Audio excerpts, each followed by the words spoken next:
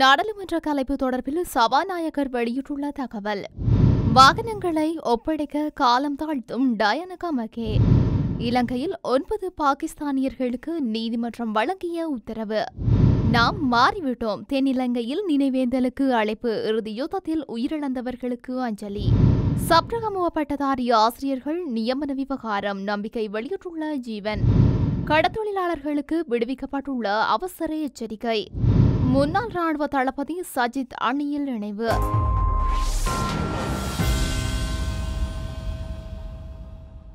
நாடாளுமன்றம் கலைக்கப்படும் என வெளியாகும் தகவல்கள் அடிப்படையற்றவை என சபாநாயகர் மஹிந்த யாப்பா அபேவர்தன தெரிவித்துள்ளார். அதன்படி நாடு நல்லதொரு நிலையை அடைந்ததன் பின் நாடாளுமன்றம் கலைக்கப்பட்டு பொதுத் தேர்தல் நடத்தப்படும் எனவும் அவர் அறிவித்துள்ளார். கொழும்பில் இடம்பெற்ற நிகழ்வொன்றில் வைத்து உரையாற்றும் போதே அவர் இதனை தெரிவித்துள்ளார். அவர் மேலும் தெரிவிக்கையில், முதலில் நாடாளுமன்ற தேர்தலோ அல்லது ஜனாதிபதி தேர்தலோ இடம்பெறும் என்ற குழப்பம் அரசியல் கட்சிகள் உட்பட பொதுமக்களுக்கும் ஏற்பட்டுள்ளது.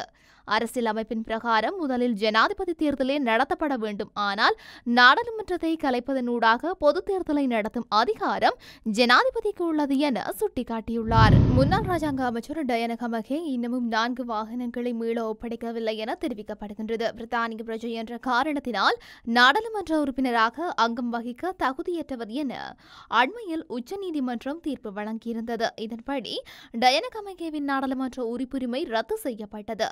ராஜாங்க அமைச்சர் பதவி வகித்த காலத்தில் வழங்கப்பட்ட வாகனங்களை உடனடியாக ஒப்படைக்குமாறு டயனவிற்கு சுற்றுலாத்துறை அமைச்சு அதிகாரப்பூர்வமாக அறிவித்துள்ளது. எனினும் நேற்றைய தினம் வரையில் இந்த வாகனங்கள் சுற்றுலாத்துறை அமைச்சிடம் ஒப்படைக்கப்படவில்லை என தெரிவிக்கப்படுகின்றது. டிஸ்கவரி ரக ஜீப், டபுள் கேப் வாகனம், புரோட்டோ ஜீப் மற்றும் நிசான் ரக கார் என்பன இன்னும் ஒப்படைக்கப்படவில்லை என தெரிவிக்கப்படுகின்றது. இவற்றில் டபுள் கேப் ரக வாகனம் விபத்து ஒன்று காரணமாக குருநாகல் போலீசாரினால் கைப்பற்றப்பட்டுள்ளதாக தெரிவிக்கப்படுகின்றது. பாரிய அளவிலான போதைப் பொருட்கள் கடத்தல் குற்றச்சாட்டில் கடந்த 2020ஆம் ஆண்டு கைது செய்யப்பட்ட 9 பாகிஸ்தானிய பிரஜைகளுக்கு கொழும்பு மேல் நீதிமன்றத்தினால் 10 வருட கால சிறை தண்டனை விதிக்கப்பட்டுள்ளது. கொழும்பு மேல் நீதிமன்றத்தில் வழக்கு விசாரணைக்கு எடுத்துக் கொள்ளப்பட்ட போது குற்றம் சாட்டப்பட்டவர்கள் குற்றத்தை ஒப்புக்கொண்டதை அடுத்தே குறித்த தீர்ப்பு வழங்கப்பட்டுள்ளது. இந்த நிலையில் கடந்த 2020ஆம் ஆண்டு ஜனவரி 1ஆம் தேதியன்று போலீஸ் போதைப்பொருள் தடுப்பு பிரிவினரும் இலங்கை கடற்படையினரும் இணைந்து நடத்திய சோதனையில் 588 கிலோ 34 கிராம் சந்தேகத்திற்குரிய போதைப்பொருள் மற்றும் 614 கிலோகிராம் ஐஸ் போதைப் பொருட்களை வைத்திருந்த 10 பாகிஸ்தானிய நாட்டவர்கள் கைது செய்யப்பட்டுள்ளனர். இதேவேளை தண்டனையை அனுபவிக்கும் குற்றவாளிகளை பாகிஸ்தானுக்கு திருப்பி அனுப்புவதற்கான நடவடிக்கைகள் மேற்கொள்ளப்பட்டு வருவதாக போலீசார் தெரிவித்துள்ளனர்.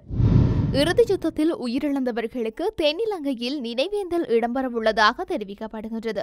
கொழும்பு விகார மகாதேவி பூங்கா புத்தர் சிலைக்கு அருகாமையில் போரில் உயிரிழந்தவர்களுக்கு இன்று வெள்ளிக்கிழமை மாலை 6 மணிக்கு நினைவேந்தல் நிகழ்வு முன்னெடுக்கப்படவுள்ளது. வடக்கிலும் தெற்கிலும் மரணித்தவர் நம்மவரே. தாய்நாட்டில் தம் உயிரை இழந்த அவர்கள் ஆத்மா சாந்தியடைய பிரார்த்தனையோடு மௌனம் செலுத்தி அஞ்சலி செய்வதற்கு அனைவரும் கைகோர்க்குமாறு நினைவேந்தலுக்கு அழைப்பு விடுக்கப்பட்டுள்ளது. அத்தோடு நாம் மாறிவிட்டோம் என்று சத்தியம் செய்வதற்கும் நாம் நம்மை அறிந்து கொண்டோம் என்று சொல்வதற்கும் விளக்கொன்றை ஏற்றுவதற்கு வருகை தருமாறும் ஏற்பாட்டாளர்கள் கோரப்படுகின்றது. மேலும் யுத்தத்தில் பற்றியறிந்த உள்ளங்களை ஆற்றுவதற்கும் மனித நேயமிக்க நட்பு ரீதியிலான கூட்டத்தில் பங்கேற்குமாறு அழைப்பு விடுக்கப்பட்டுள்ளமை குறிப்பிடத்தக்கது. சப்ரகமுவ மாகாணத்திற்குரிய தமிழ் மொழி பாடசாலைகளுக்கு அதே மாவட்டத்தில் உள்ள பட்டதாரி ஆசிரியர்களை உள்வாங்க உடனடி நடவடிக்கை எடுக்கப்படும் என நீர்வளங்கள் மற்றும் தோட்ட உட்கட்டமைப்பு அபிவிருத்தி அமைச்சர் ஜீவன் தொண்டமான் நம்பிக்கை வெளியிட்டுள்ளார். ரத்தினபுரி மற்றும் கேகாலை மாவட்ட தமிழ் மொழி பாடசாலைகளுக்கு அந்த மாவட்டத்தில் உள்ள பட்டதாரி ஆசிரியர்கள் புறக்கணிக்கப்பட்டு வெளி மாவட்ட பட்டதாரி ஆசிரியர்கள் பணிக்கு அமர்த்தப்பட்டுள்ளனர். இது தொடர்பில் ரத்தினபுரி மற்றும் கேகாலை மாவட்ட பட்டதாரி ஆசிரியர்களால் ஜீவன் தொண்டமானின் கவனத்திற்கு கொண்டு செல்லப்பட்டது. இது தொடர்பாக அமைச்சர் ஜீவன் தொண்டமான் குறித்த ஆசிரியர்களுடன் விசேட சந்திப்பொன்றை மேற்கொண்டுள்ளனர். இதன்போது கருத்து தெரிவித்த அமைச்சர் ஜீவன் தொண்டமான், மலையக கல்வி வளர்ச்சியில் ஆரம்ப காலம் முதல் இலங்கை தொழிலாளர் காங்கிரஸ் பின்வாங்காத செயற்பாடுகளை செய்து வருகின்றது. அதன் அடிப்படையில் ரத்தினபுரி மற்றும் கேகாலை மாவட்ட தமிழ் பாடசாலைகளில் காணப்படும் பட்டதாரி ஆசிரியர்கள் ஆசிரியர்களின் பற்றாக்குறையை தீர்க்க இந்த மாவட்டத்தில் உள்ள பட்டதாரி ஆசிரியர்களை உரிய பாடசாலைக்கு உள்வாங்க நடவடிக்கை எடுக்கப்படும். அதே நேரம் இவ்விடயம் தொடர்பாக ஜனாதிபதி ரணில் விக்ரமசிங்க கவனத்திற்கும் கொண்டு செல்லப்பட்டுள்ளது. இதற்கமைய விரைவில் உரிய தீர்வு பெற்றுத்தரப்படும் என நம்பிக்கை தெரிவித்துள்ளார். இலங்கை கடத்தொழிலாளர்களுக்கு அவசர எச்சரிக்கை விடுக்கப்பட்டுள்ளது. கல்பிட்டி முதல் கொழும்பு வரையிலும் ஹம்பாந்தோட்டை முதல் பொத்துவில் வரையில் கடற்கரை பகுதியில் பலத்த காற்று வீசும் என எச்சரிக்கை விடுக்கப்பட்டுள்ளது. இதேவேளை கடல் கொந்தளிப்புடன் காணப்படும் எனவும் மணிக்கு 60 முதல் 70 கிலோமீட்டர் வேகத்தில் காற்று வீசும் எனவும் வளிமண்டலவியல் திணைக்களம் எதிர்வு கூறியுள்ளது. இந்த கடற்பகுதிகளுக்கு இடைக்கிடையே பலத்த மழை பெய்யும் எனவும் இடியுடன் கூடிய மழை பெய்யும் எனவும் வளிமண்டலவியல் திணைக்களம் வெளியிட்டுள்ள அறிக்கை குறிப்பிடப்பட்டுள்ளது. சீரற்ற காலநிலை தொடர்பில் அவதானத்துடன் செயற்படுத்துமாறு கடற்தொழிலாளர்களுக்கு அறிவுறுத்தல் வழங்கப்பட்டுள்ளது.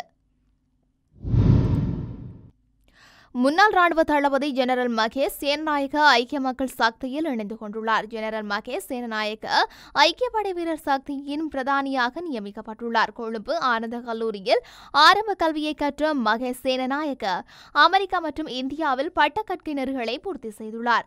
1981 ஆண்டு அக்டோபர் மாதம் 16ஆம் தேதி அவர் இலங்கை ராணுவத்தில் இணைந்து கொண்டார்.